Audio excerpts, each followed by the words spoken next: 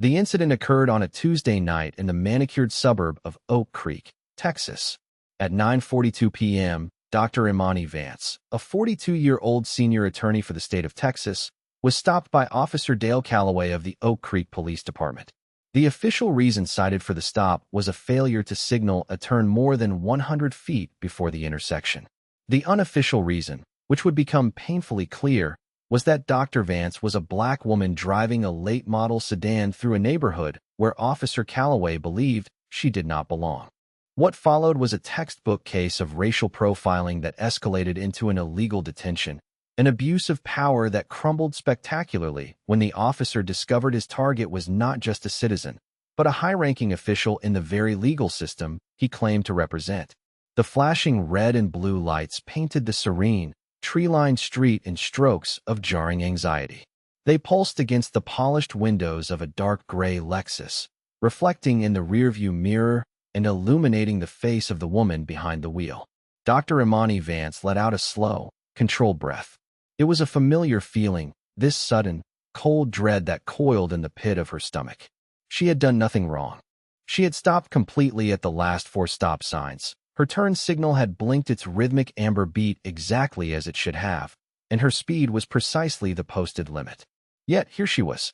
Her hands, steady and sure just moments before, now felt strangely heavy as she guided the car to the curb, the engine humming softly before she turned it off.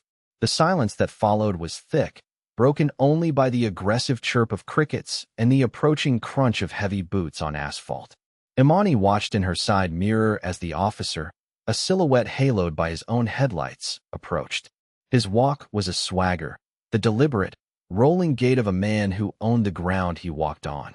He held a large flashlight, its beam already sweeping over her back seat, a preliminary violation. She placed her hands at 10 and 2 on the steering wheel, a practiced gesture of non-threat. The light hit her face, a blinding white circle that forced her to squint. License and registration. The voice boomed, devoid of any courtesy. It wasn't a request, it was a command, rough and impatient. Imani didn't move immediately. She kept her hands visible, slowly reaching for the button to lower her window. The cool night air rushed in, carrying the scent of cut grass and impending conflict. "Good evening, officer," she said, her voice even and calm, a stark contrast to his grating tone. "May I ask why I was pulled over?" The officer leaned down, his face now level with her window.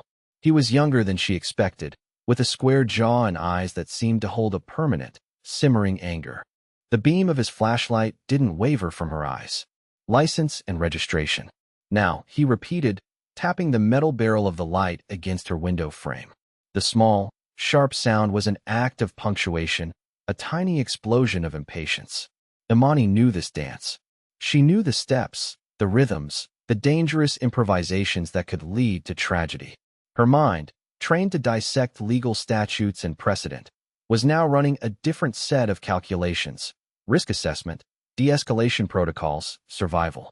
She nodded slowly. "Of course, officer. My wallet is in my purse on the passenger seat, and the registration is in the glove compartment. I'm going to reach for them now." She narrated her every move, her voice a placid stream in a raging river. His silence was his permission. Her hand moved deliberately, first to the passenger seat, retrieving the small leather wallet. Then, with equal care, she opened the glove compartment, the small interior light revealing the neatly organized vehicle documents. She handed them out the window. Officer Calloway snatched them from her hand. He took 2 steps back, casting his flashlight beam down onto her driver's license, then back up at her face, then down again. The light was an interrogator's tool, designed to disorient and intimidate. "Imani Vance," he read aloud, mispronouncing her first name with a deliberate flatness. "What are you doing in this neighborhood?" The question hung in the air, thick with unspoken accusation. It was the real reason for the stop. It was the heart of the matter. "I live here," she replied simply, her gaze steady. A flicker of something, disbelief, contempt, crossed his face. "You live here," he repeated, the words dripping with sarcasm. He shined the light into her back seat again, lingering on the leather briefcase and the dry-cleaning bag hanging from a hook. "Sure you do. Where you coming from tonight?" The interrogation continued, each question a small jab, an attempt to find a crack in her story. He was building a narrative in his head. The domestic worker leaving late, the drug courier making a delivery, anything but the truth.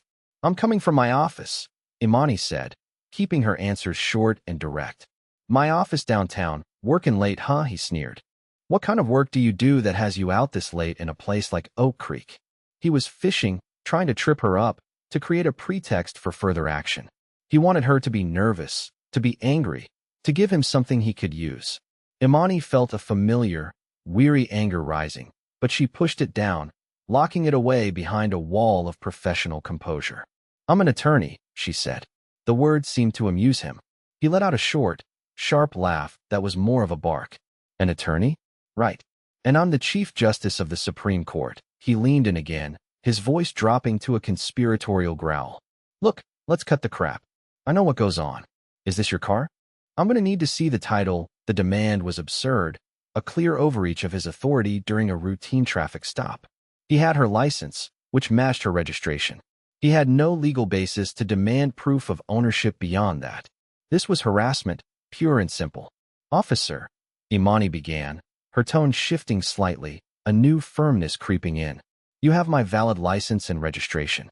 You have no probable cause to escalate this stop.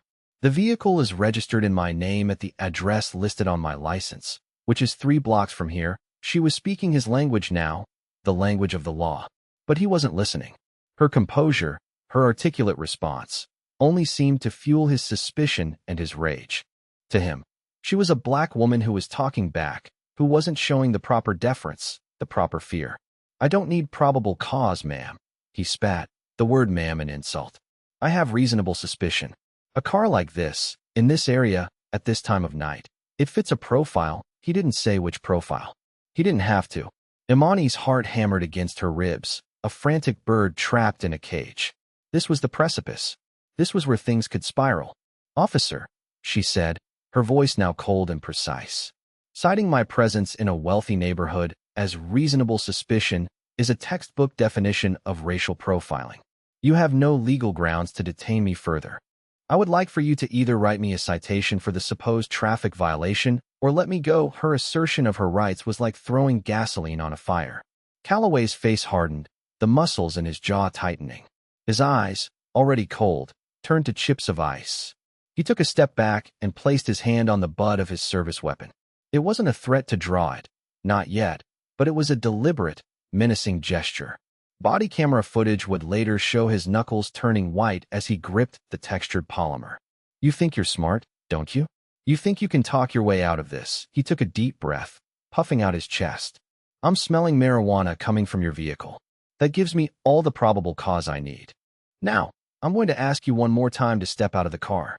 If you refuse, I will remove you, and I will add resisting arrest to the charges." It was a lie. A blatant, desperate, and terrifyingly common lie. There was no smell of marijuana. Her car smelled of leather cleaner and the faint, pleasant scent of a jasmine air freshener. But in this moment, on this dark street, his word was the law, and her truth was irrelevant.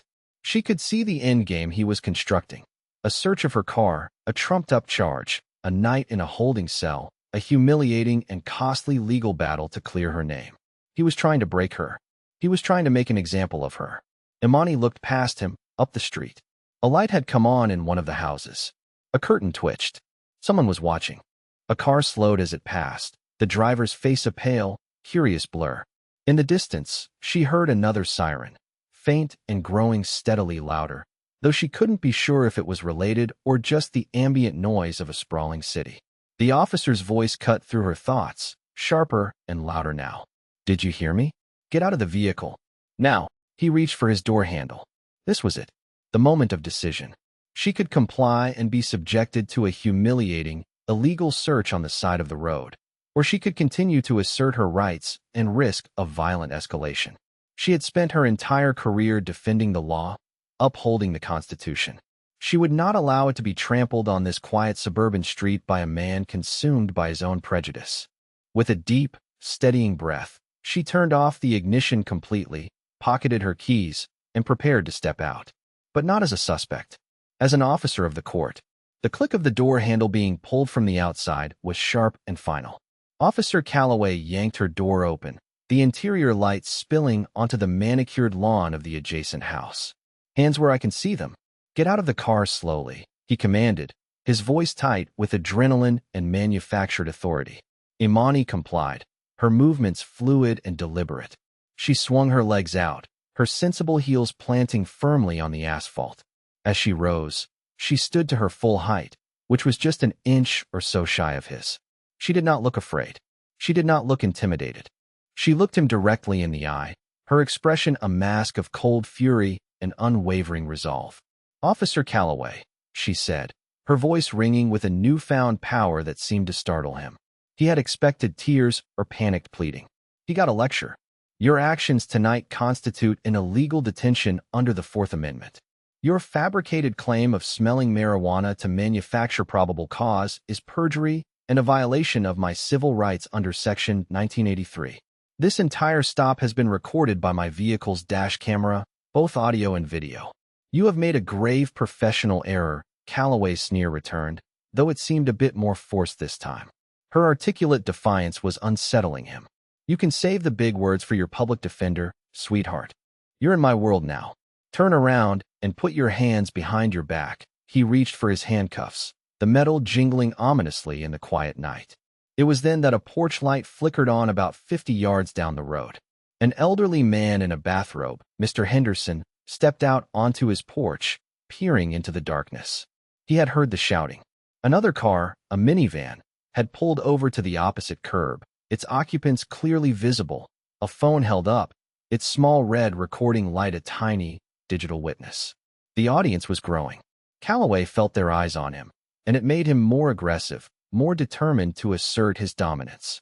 "I said, turn around," he yelled, taking a step toward her. Imani did not move. She simply held up one hand, a gesture that was both a plea for pause and a command to stop. "Before you assault me, officer, I think there's something you need to see." Her voice was dangerously calm. She reached slowly into the blazer she was wearing, the same deliberate, telegraphed motion she had used earlier. Calloway tensed, his hand dropping to his sidearm again. "Don't you do it. Don't you reach for anything. Relax, officer," she said, her tone laced with bitter irony. "It's not a weapon. It's a piece of identification. One I think you'll find very, very interesting." She pulled out a black leather wallet, different from the one she'd given him before. She flipped it open. Inside, nestled in a custom-cut recess, was not a driver's license, but a gold shield. It was the official crest of the state of Texas, intricate and gleaming under the harsh glare of his flashlight. Below it, in crisp, authoritative text, were the words, "State of Texas, Office of the Attorney General," and beneath that, her name and title. Imani Vance, Senior Prosecuting Attorney, Civil Rights Division. Time seemed to stop. The crickets went silent. The only sound was the hum of Calloway's radio and the frantic thumping of his own heart in his ears. He stared at the shield, his brain refusing to process what his eyes were seeing. He looked from the ID to her face, then back to the ID. The calm, defiant woman in front of him wasn't a drug dealer. She wasn't a domestic worker. She was the law. In that moment, the entire power dynamic of the universe seemed to shift on its axis. The color drained from Officer Calloway's face. The swagger evaporated from his posture, replaced by a sudden, rigid stiffness. The flashlight beam, which had been a weapon of intimidation, now trembled in his hand. The sneer on his face collapsed, melting into a mask of pure, unadulterated panic.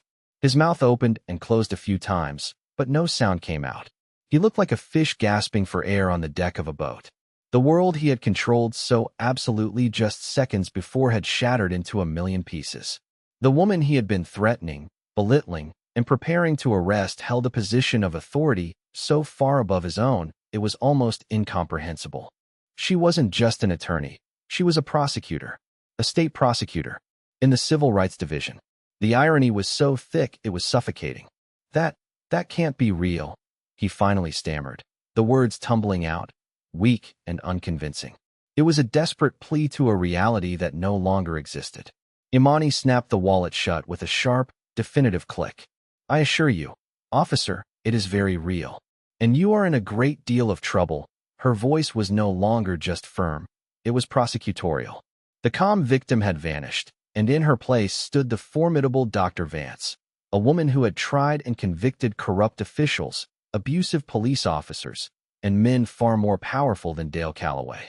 "You have illegally detained a state official," she continued, her voice cutting through his panicked haze. "You have attempted to fabricate probable cause to conduct an illegal search. You have engaged in blatant racial profiling, a direct violation of department policy, state law, and federal law. Every word of this interaction has been recorded. Furthermore, I see at least 2 civilian witnesses who can attest to your escalating and unprofessional conduct." She gestured with her head toward Mr. Henderson on his porch and the minivan across the street, where the phone was still pointed directly at them. Calloway's eyes darted around wildly, finally registering the audience he had attracted. The silent judgment of his community was now bearing down on him. His face, which had been pale, now began to flush with a deep, mottled red of shame and terror. "Ma'am, I'm sorry," he began, the word ma'am now laden with a desperate, fawning respect that was utterly pathetic. "There's been a misunderstanding." I didn't know a misunderstanding." Imani's laugh was short and devoid of humor. It was a cold, sharp sound. "There was no misunderstanding, officer. You saw a black woman in a nice car in a neighborhood you thought she shouldn't be in, and you decided to harass her. The only misunderstanding was that you assumed I was powerless. You assumed I didn't know my rights. You assumed I was just another statistic you could bully and intimidate." She took a step toward him, and he instinctively took a step back, a complete reversal of their earlier dance. "Your ignorance of who I am is not an excuse. It is, in fact, the entire point. My rights are not contingent on my job title. They are my rights as a citizen of this country. A citizen you are sworn to protect, not to persecute." Her words were like hammer blows, each one striking at the foundation of his authority, his career, his future. He looked down at the gleaming gold shield in her hand, then back at her face, and he saw not a victim, but a judge. His judge. "Now," she said, her voice dropping to a steely, non-negotiable command. "You will get on your radio, and you will request that your immediate supervisor and the shift commander report to this location immediately. You will inform them that you have initiated a stop on a state attorney and that she is requesting their presence. Do it." Now Calloway fumbled for the radio on his shoulder, his hands shaking so badly he could barely key the microphone. His voice, when he finally spoke, was a choked, reedy version of the booming command he had used just minutes before. "Dispatch, this is 2, Adam 14. I need a supervisor at my location, corner of Willow and Crestview." Expedite." There was a pause, then the disembodied voice of the dispatcher crackled back. 10-4, 2, Adam 14. "Is everything all right?" Calloway glanced at Imani, who was watching him with an unblinking, analytical stare. "Everything is, just send the supervisor," he managed to say before letting go of the button as if it had burned him.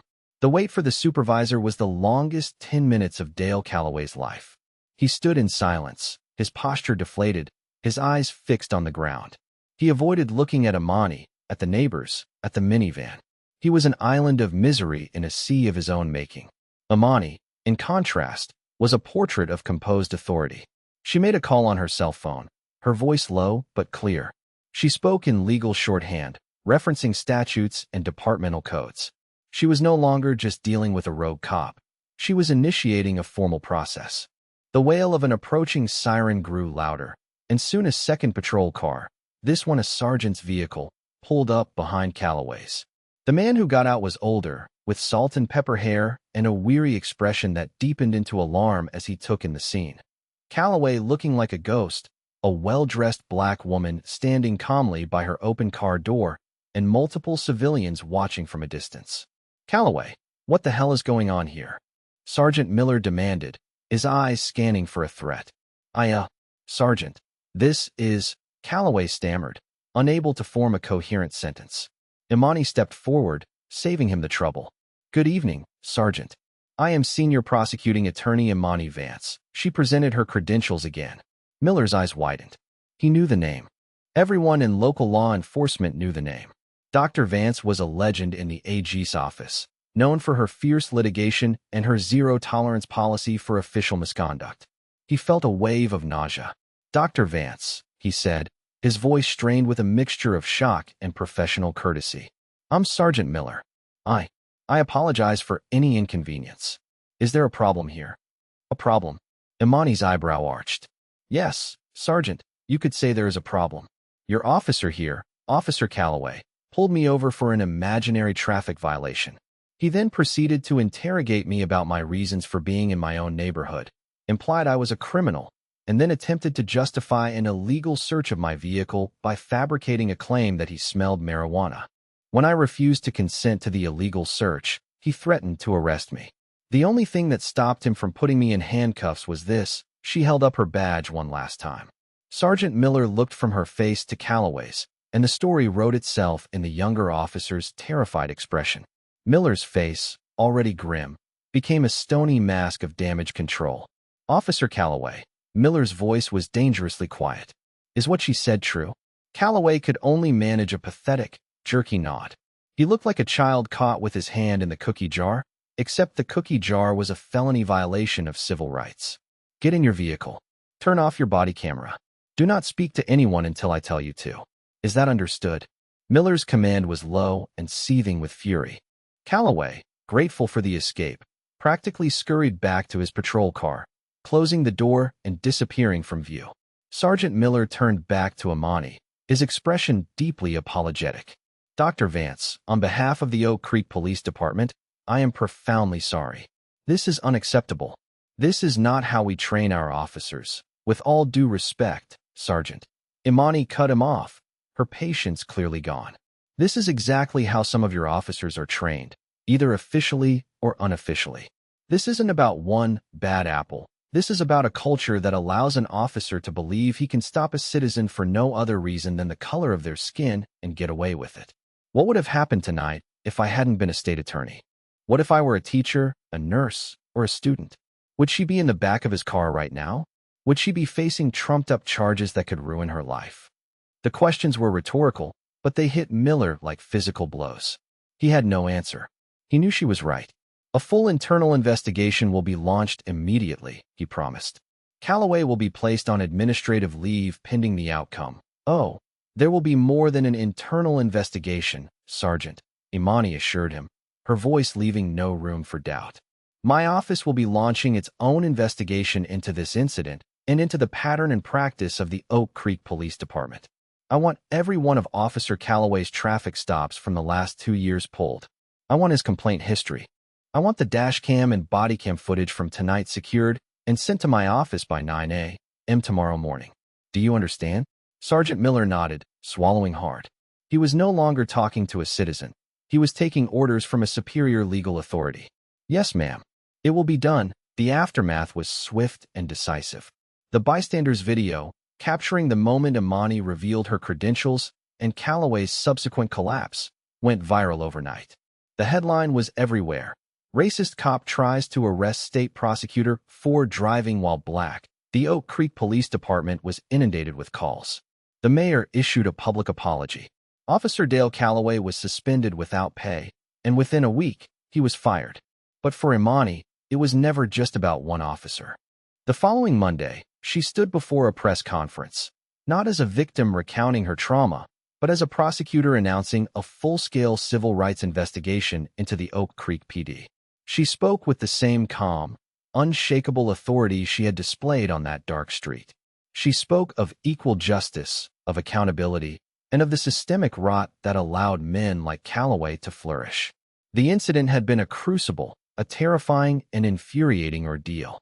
But sitting in her office, surrounded by law books and case files, Imani Vance felt a renewed sense of purpose. They had picked the wrong woman to harass. They had tried to make her a victim, but in doing so, they had inadvertently unleashed their worst nightmare. A prosecutor with a personal mandate for justice, a woman with the power, the skill, and the righteous anger to dismantle the very system that had targeted her. Her fight was just beginning.